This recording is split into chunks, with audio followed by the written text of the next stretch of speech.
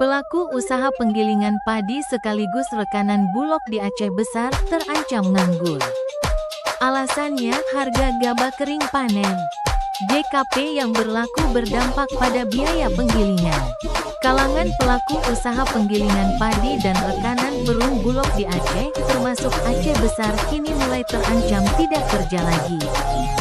Jika harga pembelian pemerintah HPP berlaku untuk semua jenis gabah yang dipanen, maka usaha penggilingan padi merugi. Karena biaya produksi bertambah. Salah seorang pelaku usaha kilang padi Pan Rahmat Tuhan mengatakan di Kabupaten Aceh Besar HPP gabah kering giling GKG Rp7.500 hingga Rp7.700 per kilogram.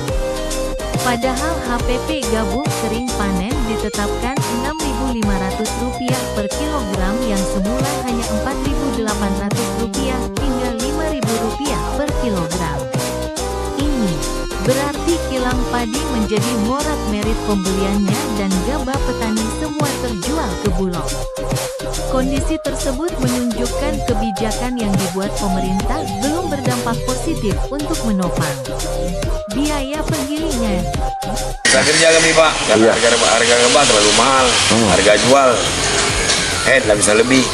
Nah, paling kita jual sekarang 230 itu udah merat-marit orang pembeliannya. Iya, iya.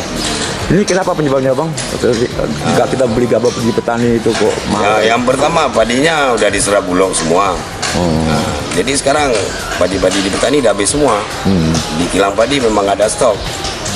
Berapa Abang beli gabah di petani Bang? Waktu panen 6.500 harga pembelian pemerintah. Terus ke Bulog nanti?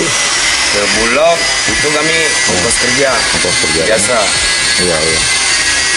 Terakhir Bang, apa harapan Abang Bang dengan adanya kenaikan gabah di tingkat petani ini Bang?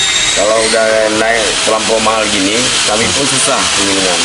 Belum diketahui penyebab mahalnya harga gabah kering panen. Namun diperkirakan akibat tak ada air dan gagal panen di daerah lain. Sementara Aceh Besar sudah memasuki masa panen, sehingga petani cuma bisa tanam padi setahun sekali. Dari Aceh Besar, Fajar Online mewartakan.